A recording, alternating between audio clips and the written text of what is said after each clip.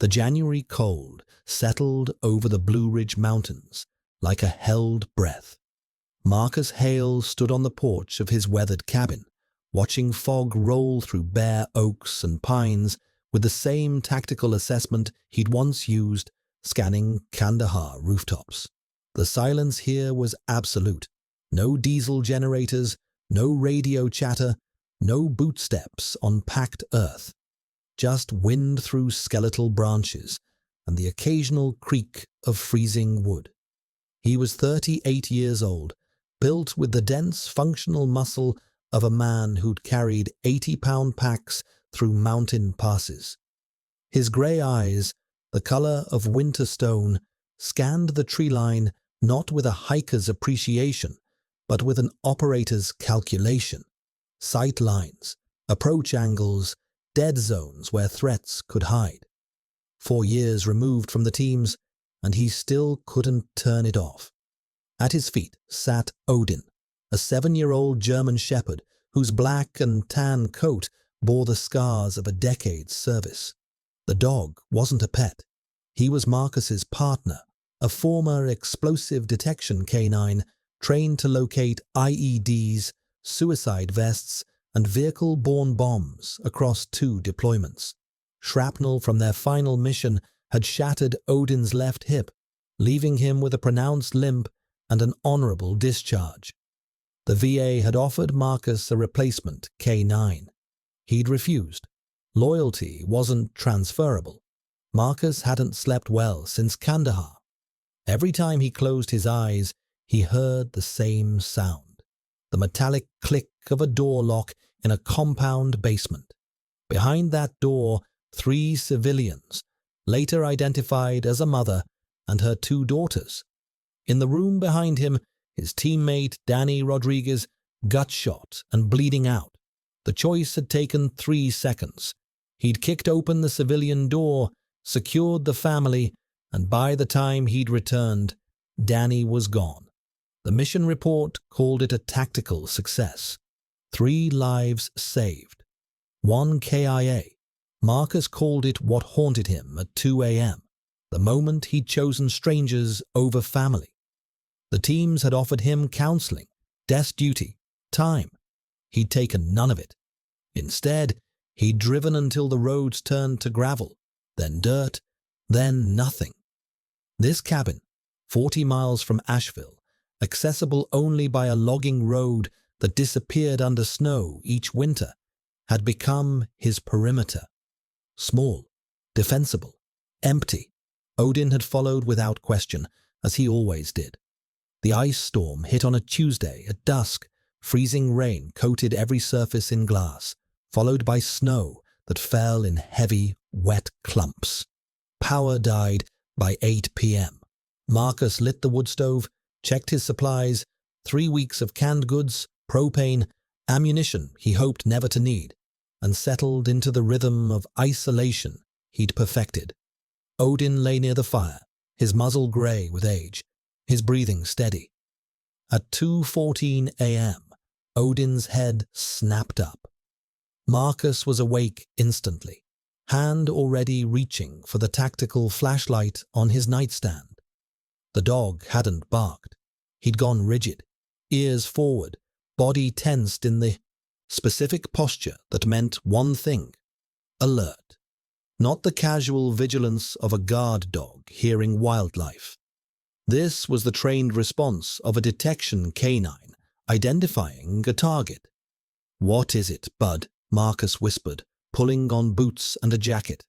Odin's low growl rumbled through the cabin, his gaze locked on the window facing the eastern tree line. Then he did the one thing that always made Marcus's blood run cold. He moved to the door and sat, staring at the handle with the passive indication they'd drilled 10,000 times. The same sit that meant I found it. "Come see."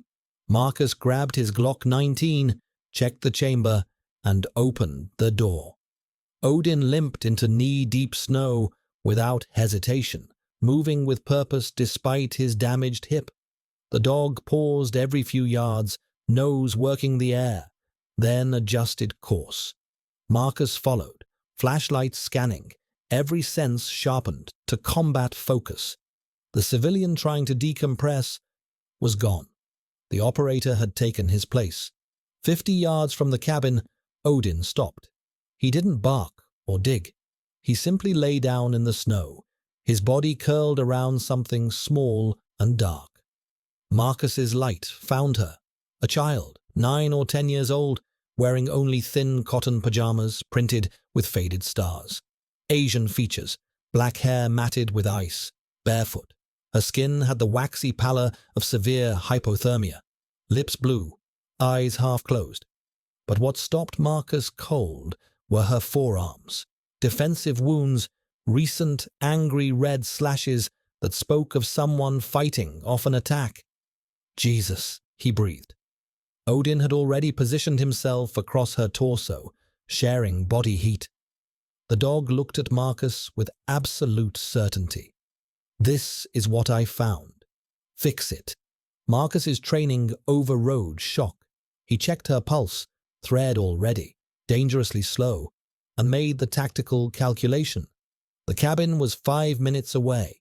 Hospital was 45 minutes minimum in good weather. Impossible in this storm. She'd die before he got her down the mountain. He had to treat her here. He carried her inside, Odin limping ahead to hold the door. Marcus stripped her wet clothes, wrapped her in blankets, and began active rewarming protocol. The same cold water immersion training he'd received for Arctic operations. Warm water, not hot. Core temperature, raised gradually. Monitor for cardiac arrest. Her breathing was shallow, pulse weak but present. By 4 a.m., she'd stabilized. By dawn, color had returned to her cheeks. By 7, her eyes opened, dark brown, wide with terror.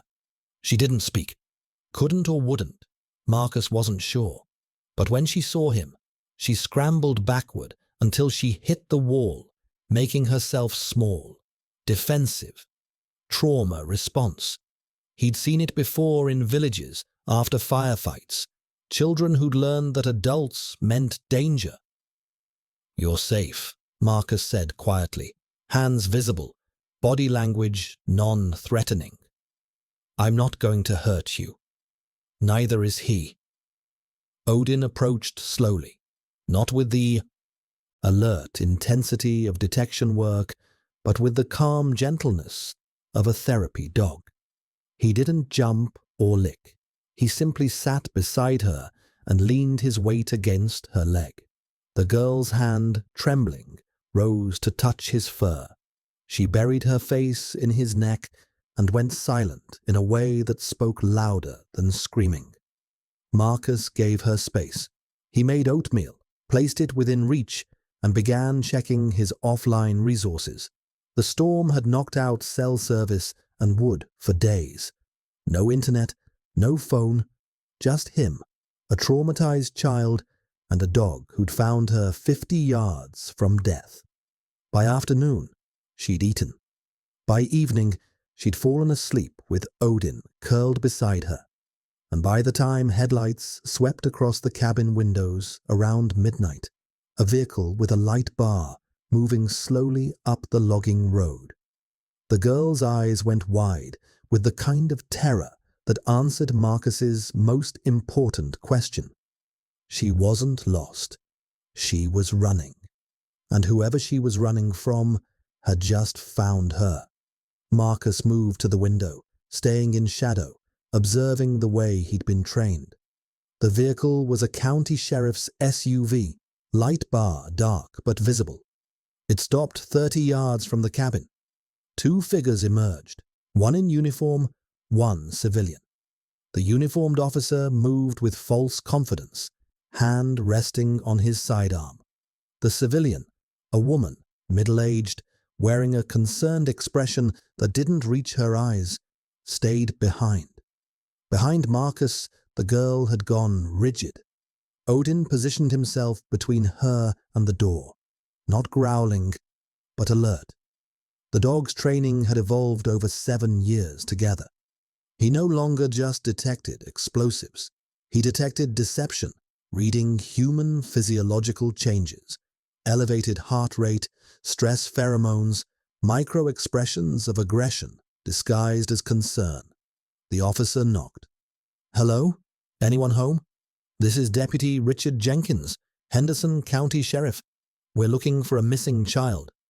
Marcus opened the door 6 inches, body blocking entry. "What can I do for you, Deputy?" Jenkins smiled, but it was calculation dressed as friendliness. "Sir, we have a report of a missing foster child in the area. 9-year-old girl, Asian descent. Been gone 3 days. Last GPS signal was near this location. Have you seen her?" GPS signal.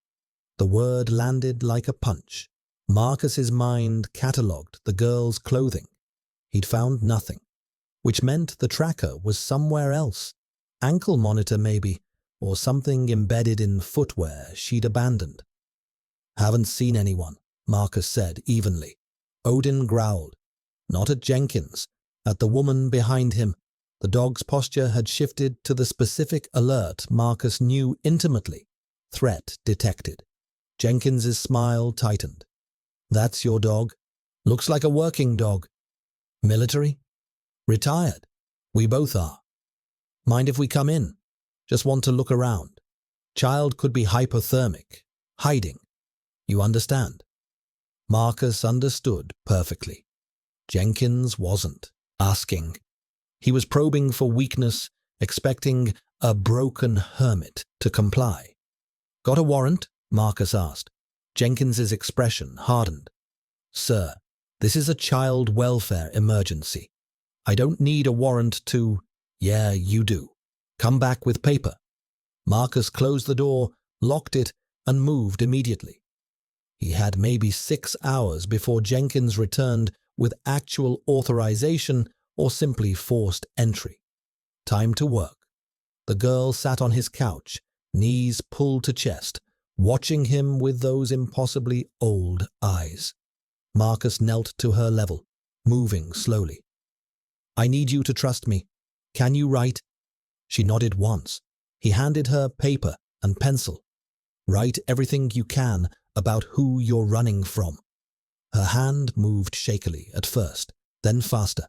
Marcus watched as she drew. A man in uniform. Jenkins. A basement. Bars on windows. Other children, their faces blank with despair. And finally, words that made Marcus's jaw tighten. "He hurts us. Takes pictures. Says no one believes foster kids." Marcus had spent 12 years hunting terrorists. He knew evil. But this, systematic abuse hidden behind a badge and a charity, ignited something primal. "How many others?" he asked gently. She held up 8 fingers. "Where?" She drew a house, a barn, the configuration unmistakable to Marcus's trained eye. Multiple holding locations, separate facilities to avoid detection. Over the next 3 days, as the storm slowly broke, Marcus became operational. He couldn't call local authorities. Jenkins was local authority. But he had other resources. He contacted FBI Special Agent Elena Torres, a former interagency liaison from his team days, using a satellite phone he'd kept for emergencies. "Torres, it's Hale. Need a quiet favor. Background check on Richard Jenkins, Henderson County Sheriff's deputy. Also Sarah Jenkins, his wife. Children's charity connection." 2 hours later, Torres called back. "Marcus, what have you stepped in? Jenkins is decorated. Wife runs Hope for Tomorrow charity, raised $2.3 million of foster care. They've fostered 23 kids over 8 years. Clean records."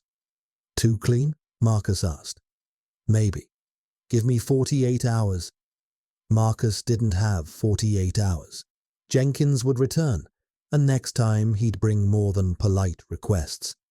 He conducted his own reconnaissance, using skills honed in hostile territory. At night, leaving Odin to protect the girl, Marcus surveilled the Jenkins property 15 miles away. Beautiful farm, pristine white fences, a barn that should house horses but had blackout curtains and reinforced locks.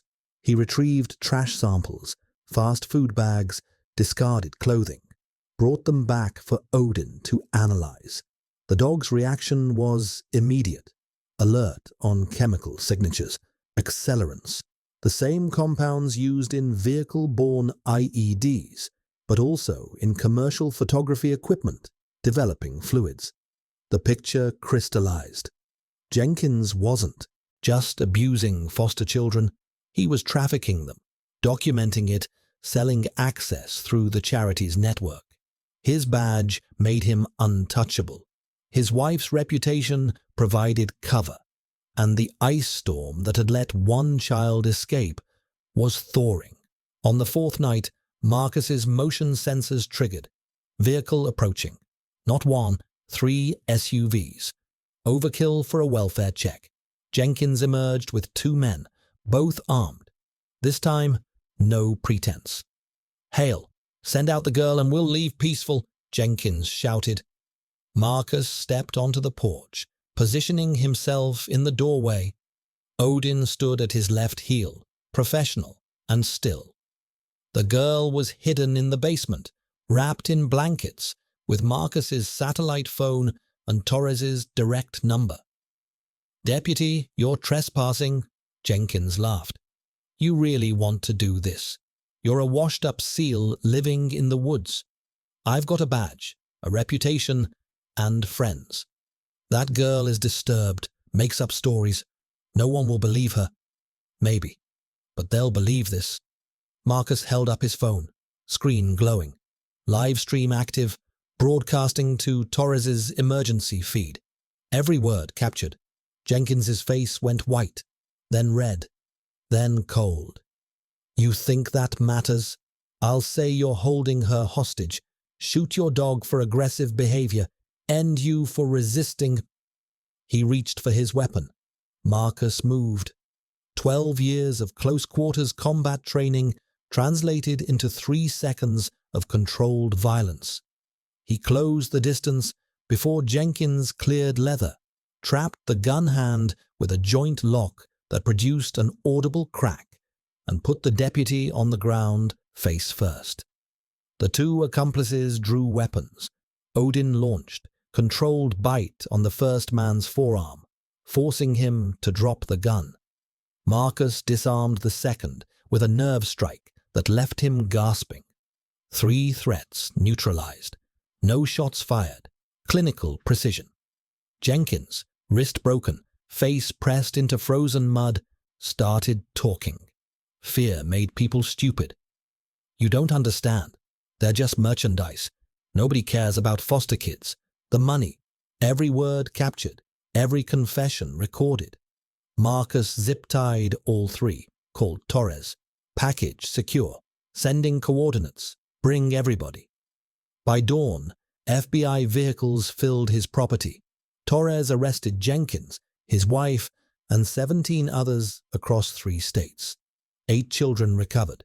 Millions in offshore accounts frozen. A trafficking network dismantled. Jenkins's empire, built on the broken trust of the most vulnerable, collapsed in a single night. The Henderson County Hospital waiting room smelled of antiseptic and burnt coffee. Marcus sat in a plastic chair designed to be uncomfortable, his body finally acknowledging the adrenaline crash. His knuckles were bruised, shoulder screaming from the takedown, but he'd refused treatment until he knew Odin's status. The veterinarian emerged, scrubs speckled with blood, but her face was calm. "Mr. Hale?" Odin came through surgery beautifully. The bite wound to his shoulder was clean, no tendon damage. "We've administered antibiotics and pain management. He'll need rest, but he'll make a full recovery." Marcus exhaled for what felt like the first time in hours. "When can I see him?" "Now, if you'd like." Odin lay on a padded recovery table, IV line in his foreleg, bandages wrapping his shoulder and hip. His amber eyes opened when Marcus entered, tail attempting a weak thump. Marcus knelt beside him, hand gentle on the dog's head. "Good boy," he whispered, voice rough. "Best boy. We're going home." Odin's tongue flicked out, catching Marcus's wrist. The same gesture of trust they'd shared in a dozen countries after 100 missions. Down the hall, Lily Chen, Marcus had finally learned her name from the FBI, sat in a pediatric room surrounded by child psychologists, social workers, and Agent Torres. She'd been examined, documented, given medical care for 3 days of exposure and 2 years of abuse. But she still hadn't spoken. When Marcus appeared in the doorway, her eyes found him immediately. Torres nodded permission. Marcus sat in the chair across from her bed, respecting distance, letting her control the interaction. "Odin's going to be fine," Marcus said quietly. "He's tougher than he looks." Lily's hands twisted the hospital blanket. Then, so softly, Marcus almost missed it. "Thank you." 2 words. Her first since Marcus had found her dying in the snow. Torres's eyes widened. The psychologist made a note, but Marcus just nodded, understanding that those 2 words carried the weight of survival. Over the following 3 weeks, Lily's voice returned gradually. First whispers, then sentences, then finally testimony that helped FBI prosecutors build an unshakable case. Richard Jenkins faced 97 federal charges. His wife, offered immunity for cooperation, revealed the full scope. A trafficking network spanning 3 states, clients including a state senator, 2 judges, and a dozen wealthy businessmen. The Hope for Tomorrow charity had been a front. Every dollar funneled to offshore accounts while children suffered. The 8 recovered children were placed in emergency foster care. Real foster care this time, with intensive psychological support. Lily was different. She refused every placement. At each home, she'd go mute again, stop eating, withdraw into herself, until they brought her back to Marcus's cabin for a follow-up interview. She walked in, saw Odin lying by the wood stove, and broke into the first genuine smile Marcus had seen. She knelt beside the dog, careful of his healing shoulder, and buried her face in his fur. Odin's tail wagged, his graying muzzle nuzzling her hair. "She won't leave him," the social worker said, quietly to Marcus. "She's bonded to both of you. The trauma specialist says this is the only place she feels safe." Marcus looked at Lily, at Odin, at the cabin that had been his isolation cell for 4 years, looked at the choice presenting itself, the same impossible choice he'd faced in Kandahar. Protect himself or protect someone else. This time, there was no hesitation. "What would it take for me to become her guardian?" he asked. The process took 6 months. Home studies, psychological evaluations, background checks that Torres expedited with federal recommendations. Marcus attended parenting classes, installed safety features, converted his storage room into a bedroom painted sky blue because Lily had mentioned loving clouds. During the Guardian evaluation, the court-appointed psychologist asked Marcus the question he'd been avoiding. "Why do you want to do this? You've lived alone for years. This child comes with significant trauma." Marcus looked at Lily playing with Odin in the yard, the girl carefully brushing the dog's coat while murmuring stories about her day. Looked at Odin's contentment, the dog's purpose restored not through detection work, but through protection. "In Kandahar," Marcus said slowly, "I made a choice that broke me. Left my teammate to save 3 civilians, a mother and 2 daughters. I've spent 4 years believing I failed Danny. that his death was my fault. The psychologist waited. Torres tracked down those civilians. They're in Germany now, safe, thriving. The daughters are in university. The mother sends Christmas cards. Marcus's voice roughened. The choice I thought destroyed me actually saved a family. And Lily, she needs someone who understands that survival isn't pretty, that healing isn't linear, that sometimes the bravest thing you do is just wake up and try again. And you understand that? Marcus met the psychologist's eyes. I'm learning. We both are. The guardianship was approved on a rainy Tuesday in August. Lily's first night as an official member of Marcus's family, she asked if she could call him Marcus, or if it needed to be something else. He told her whatever felt right. She tried Dad once, tentatively, and he'd nodded. That was enough. 6 months later, a full year after that January ice storm, Marcus and Lily were hiking the same trail where he'd walked alone for years. Odin moved slower now, his hip bothering him more, but his nose still worked perfectly. They stopped for water near a scenic overlook. Lily pointed out birds, identified trees from the naturalist book Marcus had bought her, chatted about the upcoming school year with only occasional pauses where the darkness still caught her. Therapy was helping, safety was helping, family was helping. Odin alerted. Not the rigid detection stance, but the investigative curiosity of a working dog catching something unusual. He limped 15 feet off trail, nose working the ground, then sat. Passive indication. Marcus followed, Lily close behind. In the underbrush, partially, hidden by leaves, a child's shoe, small, worn, the Velcro strap torn, recently abandoned. Lily picked it up, her face unreadable. Then she looked at Marcus with an expression years older than her age. Someone lost this, someone who's running. Marcus knelt, examining the shoe, the trajectory, the terrain. His tactical mind already mapping search patterns, calculating time windows, assessing risks. He'd left the teams. He'd found peace. He'd built a life. But some missions never ended. Some skills were meant to be used. Lily's hand found his. We should help them, like you helped me.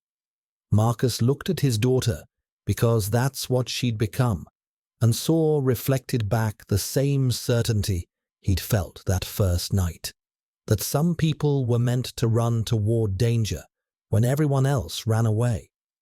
He looked at Odin, whose amber eyes held steady understanding.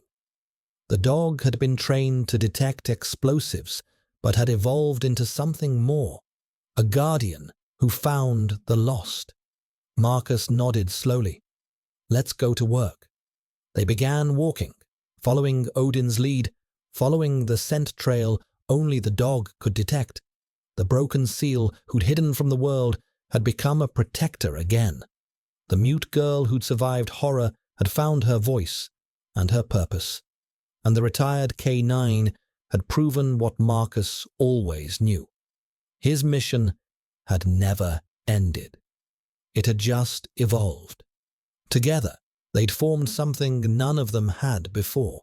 A family forged in survival, bound by loyalty, dedicated to finding those who couldn't find themselves. Behind them, the trail disappeared into gathering dusk. Ahead, somewhere in the Carolina mountains, another child waited for rescue. And Marcus Hale, Lily Chen, and Odin were already moving.